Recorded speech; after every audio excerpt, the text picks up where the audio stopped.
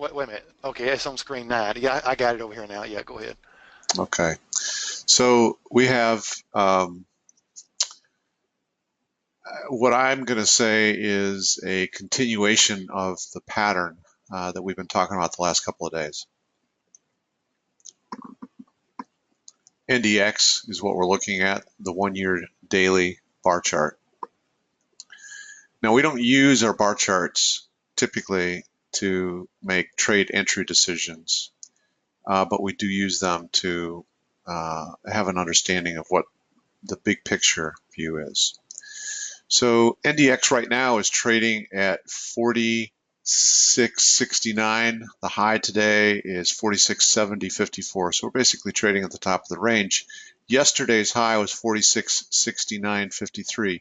So we squeaked up one additional point above yesterday's high, and yesterday's high was a new high in an extended period of time. So if we just back up, I think we might have looked at this yesterday. If we look at a 10-year view, for example, we can very quickly see that the last high in the 10 years, in the last 10 years, was 47.37.11, 47.37.11, and that took place in November of 2015.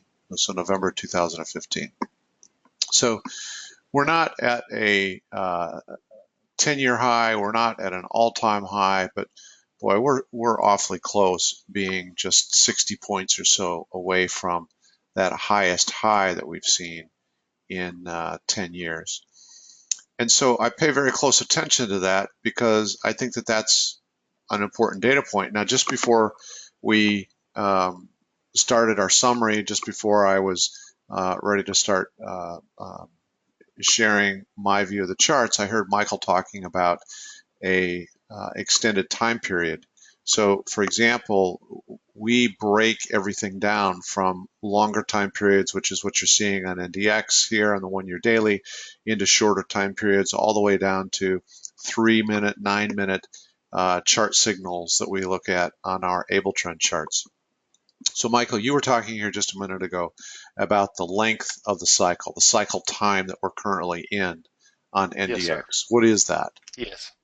We're right at around 2.5 hours right now, Mark. 2 hours and 30. Yeah, 2 hours is close enough. Half, 2.5 hours. And based on your experience, what's a reasonable cycle time? What's a cycle Hour. time that we typically anticipate? Well, I start getting concerned after about an hour and a half of taking any more trades to the if the markets continue to go higher and it keeps trending higher. If it's about an hour and a half in, hour and 45 minutes, I start getting real cautious because it's going to turn. I mean, I'm not saying it's going to turn and go to the bottom, but it's going to turn and sell off a little bit before it even goes higher. Or it could not. It could continue to go lower. But Well, but one of the things that we know, right, as an absolute guarantee is that the indexes cycle up and they cycle down, right? yes, sir. Yes, So sir. we know that with absolute certainty, and there aren't very many things in trading options that you can state with 100% absolute certainty, but that's one of them.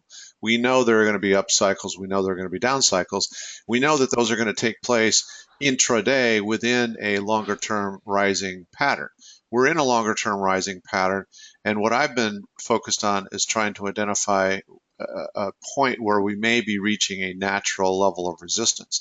What Michael's talking about is on the intraday time period. If I were to go to let's just go to a 5-day, 5-minute, and you'll see a bit more about what he's talking about. So here's the rising pattern that we've been in.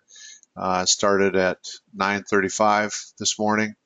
So, we're getting to a point where the length of time based on historical experience, the length of time that we've been in this rising pattern may start to get to a point where it reaches a level of exhaustion and we see a reversal. And when you look at a 5-day, 5-minute chart, you can easily see how the price of the index cycles up, it cycles down, cycles back up, it cycles down. So even though in a bigger view, the bigger picture macro view, we are in a rising pattern, and we have been in that rising pattern since the 28th of June. Within that pattern, there are small cycles that rise and that decline. It's those small cycles, folks, that we typically are taking profits on. We don't really care which direction the index wants to move. All we wait for is for the market to tell us which direction it wants to move.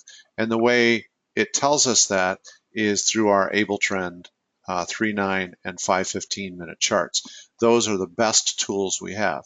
So we don't necessarily question the signal on Able Trend. We don't say, geez, we're trading near a 10-year level of resistance on NDX on my bar chart. Why would I take a rising bias signal on Able Trend?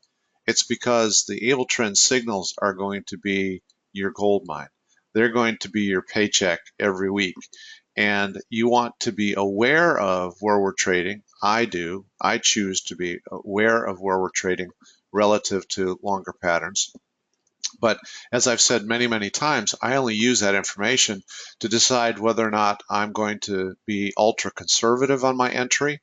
And that means I'm going to wait for my signal to be presented, and then I'm going to wait for the signal to be confirmed, or whether I want to be more aggressive on my entry. If I saw a sell signal right now, I might not wait for everything to confirm because I know that we're trading at or near 10-year highs, and we're trading in a pattern that, as Michael was referencing, may be reaching a point of exhaustion. Now, he was talking about a short-term pattern that may be exhausting itself after 2 to 3 hours, where our typical is maybe an hour and a half to 2 hours. And yet we also have that same cycle time concept when we look at the length of time that we've been in this rising pattern since the 28th of June. It's been a pretty strong rising pattern. On the 27th of June, the low was 41.79. 41.79. I mean, we're nearly 500 points off of that low, and we're still climbing, evidenced by today's new high in this pattern. But here's what I see, folks, and I'm trying to give you a variety of thoughts to consider when you're doing your own chart evaluation, because the more you learn, at first it can feel a little overwhelming, it can feel a little intimidating, and every piece of data talks you out of taking a trade. That's not what this is designed to do. This is designed to give you a comprehensive view overall of where the strongest weight in the market is. Is there weight to the downside, or does there appear to be a greater sense of lift to the upside? Well, we don't know that unless we really take a look at some longer term charts. So let me show you what I'm seeing here. This declining level of resistance, which we've been talking about for several days now, this declining level of resistance is highlighted in red, is tied back to other natural levels of resistance. These natural levels of resistance are the price points that the market, not us, that the market decided, I've had enough, I've reached a level of exhaustion, I'm headed the other way. That holds true for resistance points, and that holds true for support points. Down here, we have support points, natural levels of support where the market decided, I've had enough, we're headed the other way. So those are just simple overbought and oversold indicators. We don't know that they're overbought and oversold indicators until they occur, if we're just strictly looking at price. Now, there's a ton of technical indications you can use. I mean, there's study after study after study that you can use, and you can put on your charts. You can learn how to read them, and I talk extensively about these in my book, The Art of Trading. But we do try to keep our view as simple as possible, and I like to focus for my macro view on just the support and resistance, and Bollinger Bands. Okay, so we can use as many technical indicators as we want, or as few technical indicators as we want. But ultimately, what we're trying to do is to say, where did the market make a decision that it was overbought? And where did the market make a decision that it was oversold? And once we determine those price points, which are actually very easy to identify, they're very easy to identify because you have the benefit of hindsight. Now, we joke a lot in the live trading room about a hindsight trading app. We wish we could develop a hindsight trading app, but here's where hindsight uh, actually comes into play and benefits you. I know in hindsight that this series of price points formed a natural barrier, a natural level of resistance that the market defined. For whatever reason, and I don't really care the reasons, I'm not one who's going to dig into the news and dig into all of the financial dialogues going on every day from whoever's decided to say whatever they choose to say on financial media.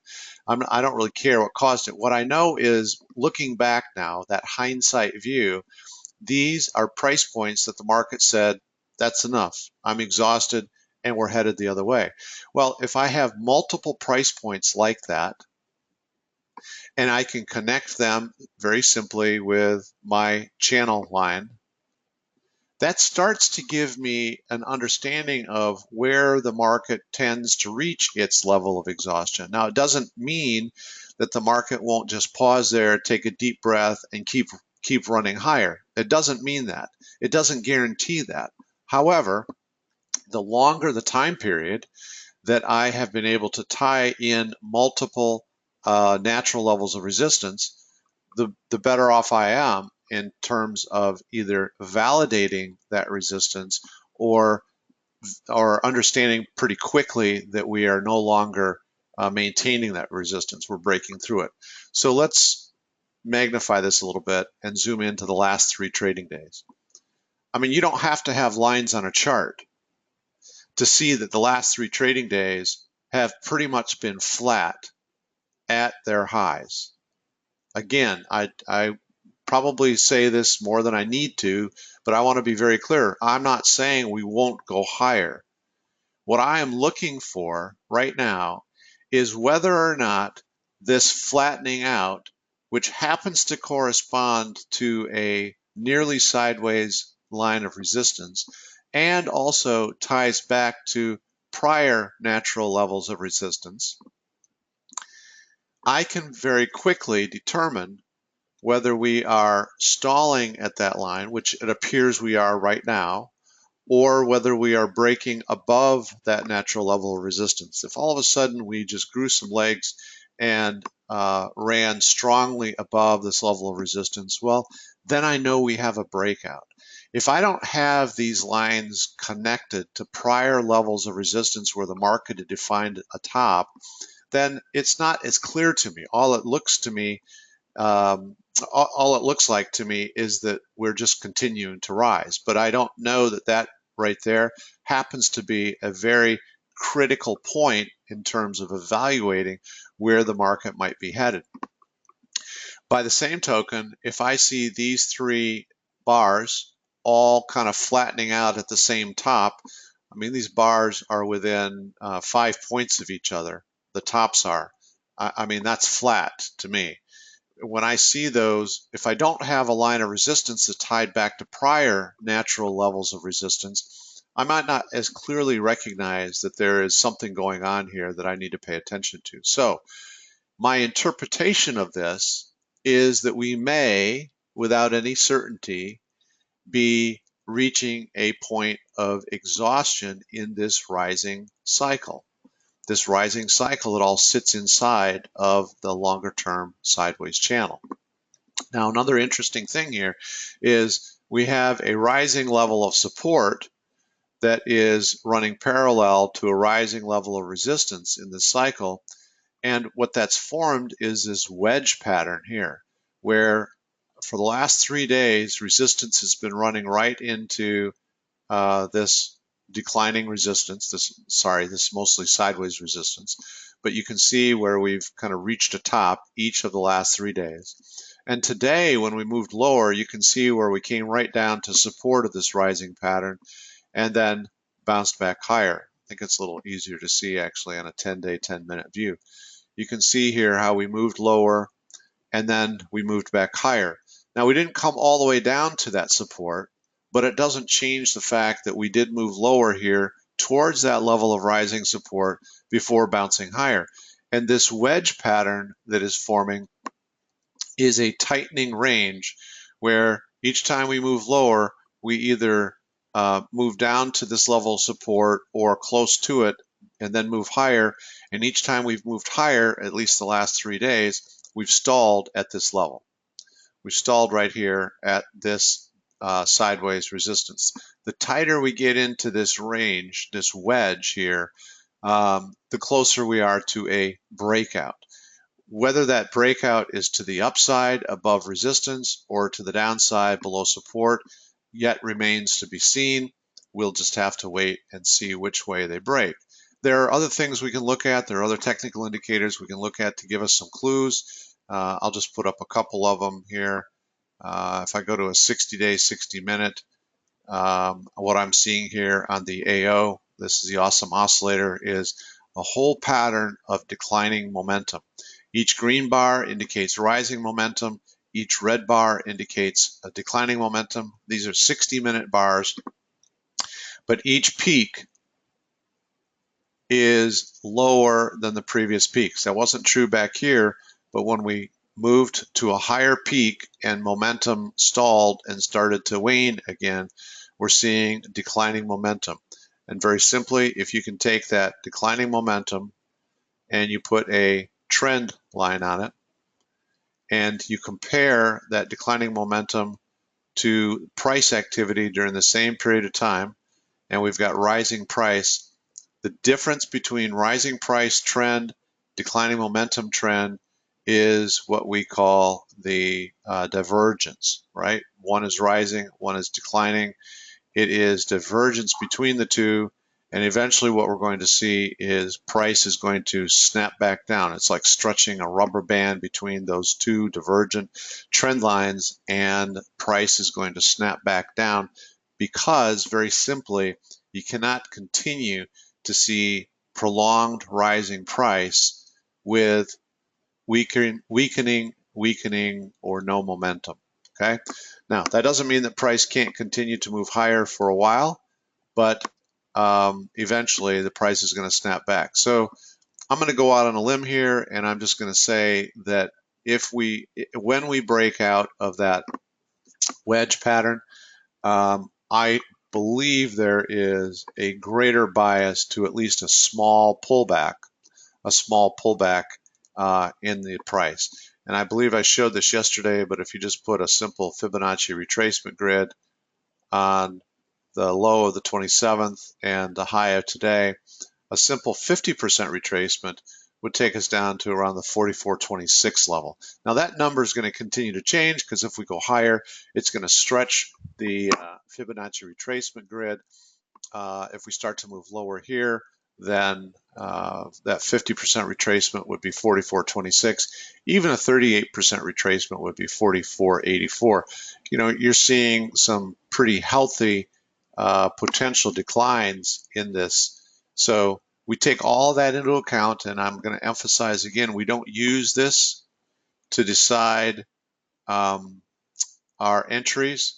We use our Able Trend charts, which I'm going to show you here in just a minute. All right, so let's just do a quick summary of SPX and RUT also. Those are the three indexes that we primarily trade.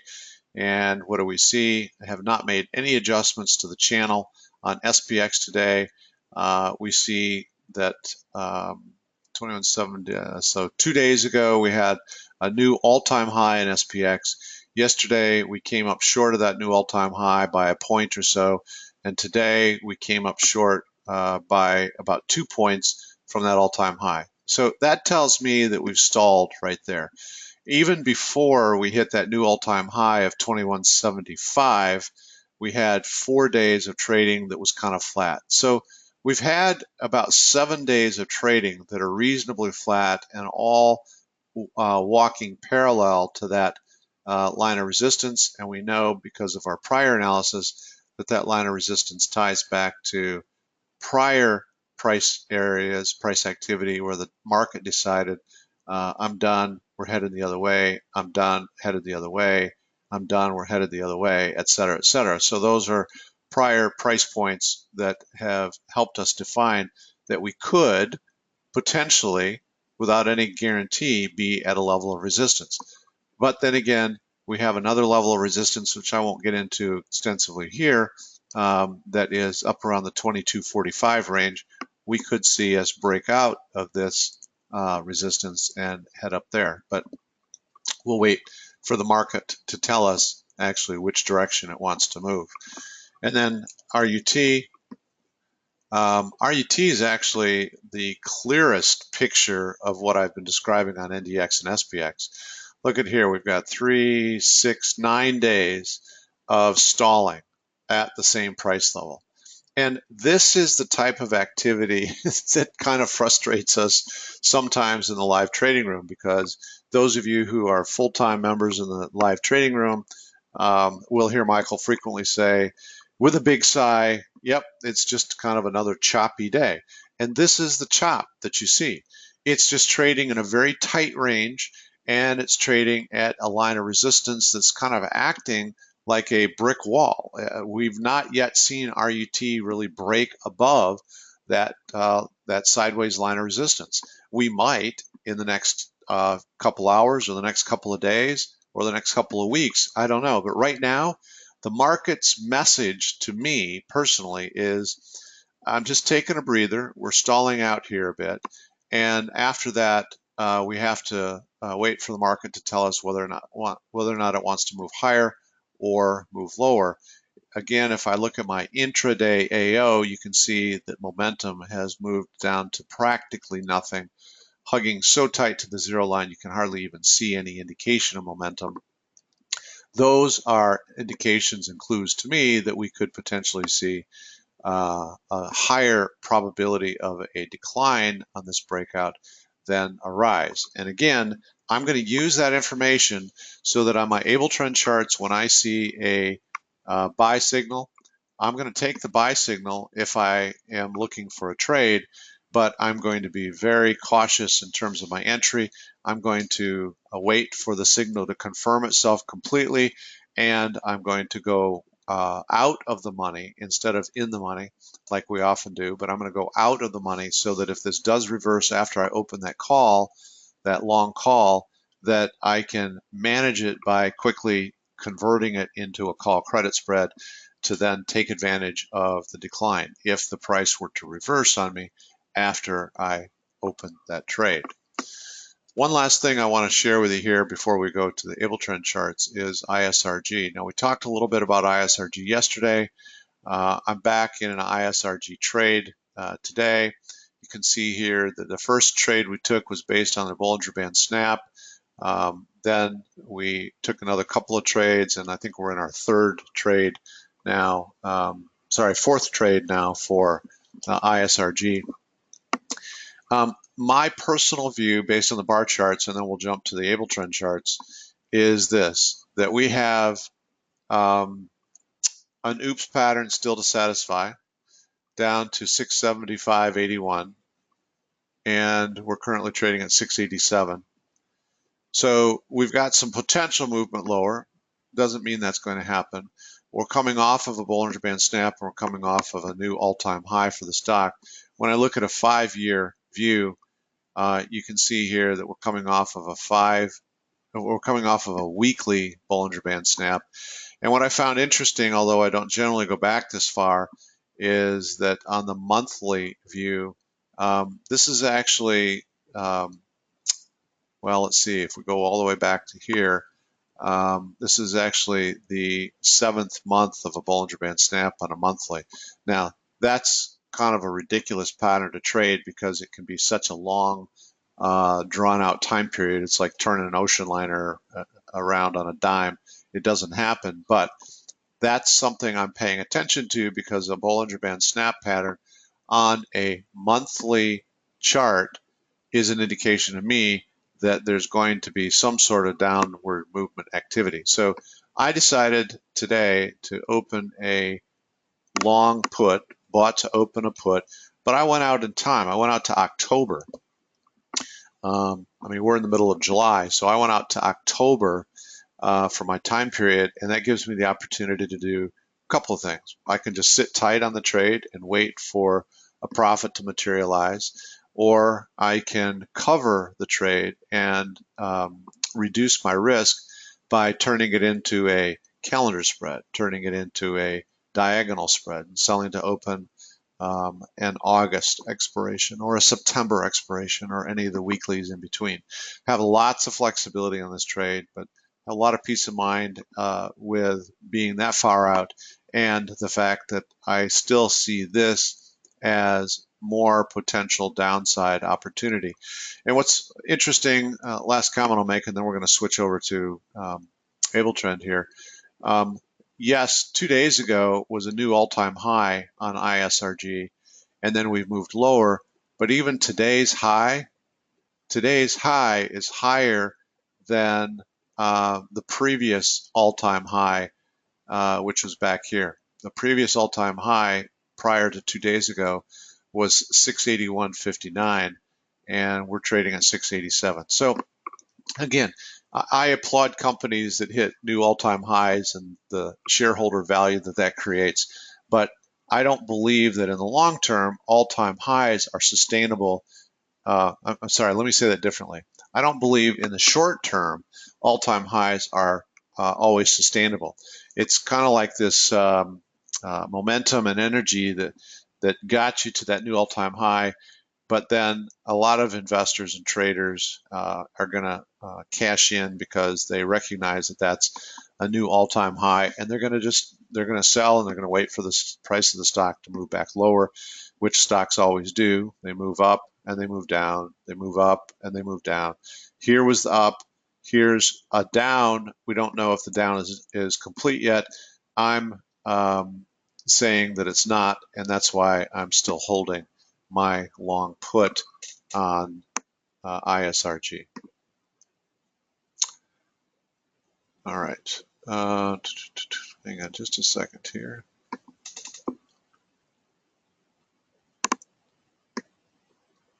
I'm going to bring you over to my Able Trend charts.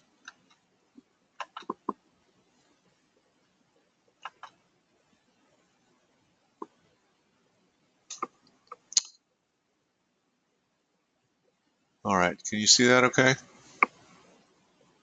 Yeah, Mark, we see it fine. It's funny, Mark. I'm just looking at something here. We got a sell signal on the 3 minute on the NDX, and Yes.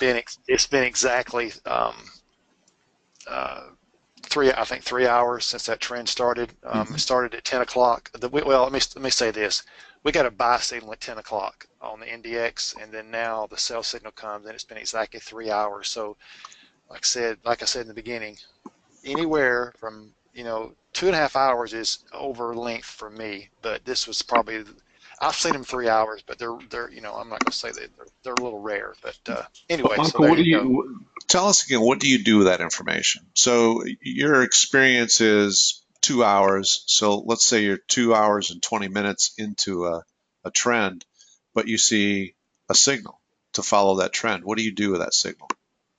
I ignore it. I mean, basically, the 3 bars back, that was a sweet spot trade, and I was looking at going long there, but I decided not to because it was almost 3 hours, so I didn't do it.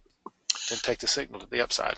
And so, folks, if you're in the room, or perhaps you've never been part of the live trading room and you're just kind of listening in and have some interest in what we're doing, what Michael's talking about is a, a decision making process that comes from some experience. And you gain that experience by just trading. And you gain that experience by trading over a course of time, which we provide an opportunity for people in the live trading room to listen in as we share our experience and our thoughts on trades. It doesn't mean every one of our trades is good, doesn't mean every one of our trades is a winner, but we're going to tell you what we're doing, why we're doing it, and we're going to share our experience with you. And what Michael's sharing is his experience level tells him that when you hit a 2 hour window on a intraday cycle, you better be alert, because we know that cycle could potentially continue, but it's about that time frame that it's going to start to reach a point of exhaustion. So you might miss some opportunities. That's great. If you miss an opportunity, I can guarantee there's going to be another opportunity offered to you either in the next hour or the next day or whatever. Never be afraid to miss opportunities. What I want you to be afraid of doing is jumping into something you're uncertain about, and that your knowledge and experience tells you I should be uncertain about that. And that's exactly what Michael's sharing with you. So let's dig into this a little bit because I think this is a great exercise, Michael. We've got the sell signal on NDX, and that's on the 3 9-minute chart. The sell signal is evidenced by the red dot on a red bar, but we still have 9-minute support printing right below Yeah, us. that's right. And we started printing 3-minute resistance. Yes. So all of a sudden we've moved from a pattern where we're double stacked to the upside where we have both 9 and 3-minute support to now we're trading right between a 9-minute support and 3-minute resistance. We've gotten into a very, very tight range. So tell me a little bit more about how you would validate whether this sell signal is good or not. Well, basically, Mark, you'd have to. We're in the second bar now. You can't see it. It's behind that blue It's right support here. dot. Yeah. Yeah, we need to wait till at least 4 bars to the right of the last 9-minute support level before we even go short. So basically, if it keeps printing 9-minute support, these blue dots across, we don't make a trade until it stops, and then we got to wait about 4 bars to the right of that because it's a 3-minute chart. So you want to be conservative and at least wait till 4 bars, which would be about 12 minutes. So when you say 4 bars, it's the signal bar plus 3 more bars. Yes, And so if on the next bar where 9-minute support should print, it does not print, then we consider that to be a valid sell signal, correct? that's correct. That's correct. But if 9-minute support prints again, we want to be cautious. We don't want to jump into a short position here, buy a No, put, because we want validation. Now, anybody can take an aggressive trade if they want to. Anybody could jump in on the sell signal and say, I'm looking at the macro view. I saw Mark's bar charts. It looks to me like everything's going to fall here shortly, so I'm going to jump in quickly. And there's actually nothing wrong with doing that, folks. There's nothing wrong with jumping in before you confirm the signal. But let me just advise that if you are going to be one of those more aggressive, more assertive traders, you're going to jump in before the signal is confirmed, you need to be confident with your ability and understanding of managing positions because you're going to manage far more positions by doing that than you will if you wait for confirmation of the signal. Um, there's greater peace of mind too, I would say, too, Michael, if you wait for confirmation of the signal. oh, yes, All most right, so definitely. that's a great example. Now, the other indexes, they're not showing the same thing right now. No, SPX 39515 and RUT 39 and 515 are both still double stacked to the upside, both time periods. And the 515 on NDX is no longer double stacked, though. It looks like 5-minute support has quit printing, at least as of right now. yes, and that's a nice sweet spot trade on the SPX. But I mean, like I said, once again, the trend has been going for a while. Can it keep going? Yes, it can. But the trend started about the same. The trend actually started about the same time. So actually, the trend on the S&P has been going since yesterday afternoon at 3:30. So That's it's a a long long, trend. yeah, Long that's a trend. long trend. Yes. So when you look at that and you see the length of the trend, and then you look at the bar charts, which I shared here just a few moments ago, and you see that for like the fourth day, we're stalling out, or we're trading at a level of resistance that we've stalled out at for the last 2 days. To me, that's all about stacking the deck in your favor. Um, I would stay out of a rising bias trend on SPX because of the length of the trend, because we're stalling out at a level of resistance, or I'd have to just uh, uh, feel a bit more aggressive if I wanted to take that trade. But what we're saying is things are starting to stack against taking a rising bias trade. That may result in a lost opportunity for us, or it may result in a um, avoiding a need to have to manage a trade. All right, so let me just summarize and close this with ISRG. And I'm going to talk a little bit about Priceline here too. We've been trading a couple of stocks here recently. We typically trade NDX, SPX, and RUT. But to be very honest, I was getting a little bored with how tight the ranges were, how choppy they were, and there wasn't the complete follow through on the signals to apply the strategy that we prefer and harvest a profit within the same day. So I'm not a big fan of trading because I'm bored and I just want to put something out there. So I needed to find a different approach to continue to harvest profits, which is our job. That's our goal. We each are independent business owners of a trading business. And our goal is to generate revenues, to generate profits for our business. And if something that has worked for 2, 3, 4, 5, 6 months has stalled and isn't working right now, then adjust. Don't throw the towel in, don't give up, and don't say this will never work and geez, we can't ever win. Stay away from the negative language and think in terms of an abundance mentality. An abundance mentality is where you're seeking the solution rather than focused on the problem. You're looking for opportunities rather than being focused on what isn't working. Okay? Set aside all that stuff that is negative, that's all fear-based, and look for those opportunities. So I started to browse through the stocks that I don't generally look at on a daily basis, but I look at periodically, a couple times a week. And there are a handful of stocks that I have historically traded anyway, so I feel comfortable that I have a lot of experience with them. And ISRG, Amazon, and Priceline are three of those. So ISRG, we're in a trade right now. We are long a put. We're long an October 700 put. And Michael, what's the mark on that put right now? If you could share that with us. Yeah, 37.25. 37.25. 37.25. Michael and I each have different cost basis. His is a little more favorable than mine. So you're just about 25 or 30 cents unfavorable right now to your cost basis. Is that right? Michael, did you hear me? 37.60 is my cost basis. It's at 37.25. Yeah, okay. There you go. So just, it's like 30, 35 cents off of his cost basis. Not a big deal, but when you see your position start to erode, what you want to do is to evaluate, do I need to take action?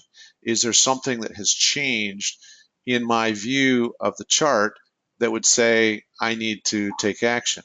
I don't want to jump quickly. I don't want to take myself out of a trade just because I'm all of a sudden nervous and I see one thing that's telling me that maybe I need to change. So let me tell you how I view this. And Michael, if you have a different view, you let me know, but that's okay too, because two traders might view things differently. Okay. I'm not going to take action just yet to cover or exit out of my trade and take a small loss. I'm not going to do that. And the reason is because when I look at the 5-minute, 15-minute chart on ISRG, we had a buy signal. Now, that was the first thing that told me that I might want to take action. I was actually away from the market, and my team alerted me, Allison alerted me that we had a buy signal on ISRG. Okay, you don't want to react to those things. You want to respond to it by trying to understand, well, what does that mean to me? So much like we just described on NDX, we would want to validate that buy signal. And that means that we would want to see 15-minute resistance quit printing. Well, it did not. 4 bars to the right, where that buy signal came on, we have another 15-minute resistance. But we also started printing 5-minute support. Okay, so now I'm kind of in this range, but I'm okay with that because that 15-minute resistance looks pretty good to me. And I also know that I'm on day 3 of trading since the new all-time high, and today's high was actually higher than the previous all-time high before the high 2 days ago. So it still feels to me like we've got some weight to the downside. I've got a monthly Bollinger Band snap pattern going on, which isn't a tradable signal to me, but it certainly is in the back of my mind, telling me that at some point there's going to be more of a significant downturn. So I wouldn't take action to do anything based on the 515. But then I also look at the 3090 and I see that I've got no support printing below me, but I have 30-minute resistance printing. There was a sell signal that came on yesterday at 1 o'clock, and we have been printing 30-minute resistance since then, and we've stair-stepped lower, and we're trading right at that 30-minute resistance, just below it. This tells me, this kind of reinforces for me that I don't want to just sit tight on this trade, and there's no reason to take any action. Now, the 120 daily chart, very long time period. We had a sell signal come on yesterday. We drifted lower. We did have a a daily support print, but we've now traded below support. So if I take a consensus of these 3 time periods, plus the information I already shared with you from my bar chart, that tells me I'm just going to sit tight and hold this trade for now. Now, as we get close to the end of the market today, I may decide to cover that position, or I may decide to just let it ride over the weekend. I'll make that decision sometime between now and the close of the market. And cover would be selling to open something against that trade that would reduce my total cost basis in the position, reduce my risk in the position, and most likely create additional opportunity for myself. So we'll be discussing that in the live trading room, maybe converting it into a long vertical spread, maybe converting it into a diagonal spread or a calendar spread, but I'll be evaluating that if and when I decide that I want to cover that. One last thing, and then we'll conclude here. I'm also tracking Priceline. I have a position open in Priceline. It is a diagonal spread with an October-August expiration. And I personally like this pattern. When I look at the 515, there's nothing at all telling me that I ought to do anything with this trade. We're double stacked to the downside. We're stair stepping lower. Look at how far down 15-minute resistance printed compared to the 2 prior 15-minute resistance points. Although all the bars are green, this pattern of being double stacked plus that stair step lower is significant in my mind. And then I take a look at the 30-90 minute, and it looks like we're now double stacked to the downside also. And then I take a look at the 120 daily, and we're not double stacked, but we had a sell signal, and we have 120-minute resistance. We also have daily support down here, but it'll be interesting to see the next potential print, whether or not that continues to print. But I'm really not concerned about daily support. I'm not poo-pooing it and saying it's not a factor, but daily support is down around 13.12. We're currently trading at 13.23-ish range. So even a move down to daily support would be enough of a move to be able to close out of the position for a pretty decent profit. So that's how I evaluate my positions once I'm in them, folks. We talked yesterday about evaluating the positions to get into them. And once again, able trend is the trigger. These time periods, I'm using 3.9 and 5.15 on indexes, and I'm using 5.15, 30.90, and 120 daily on stocks. It's very easy, in my opinion, when you have them all built into one workspace grid to just scan the time periods on an individual stock and very quickly compare 3 different stocks if you have an interest in trading more than one position at a time. I was actually, Michael, looking at a call on Amazon earlier because we had some very nice sweet spot trade opportunities. I made the decision not to take it. It was a good signal, and it proved It to was. be it proved to have great follow through. But I Yes, made it a did. decision not to take it because I already have a Priceline trade, I already have an ISRG trade, and I already have an SPX trade. And I decided, as I've been preaching earlier this week, that I didn't want to put any more capital in.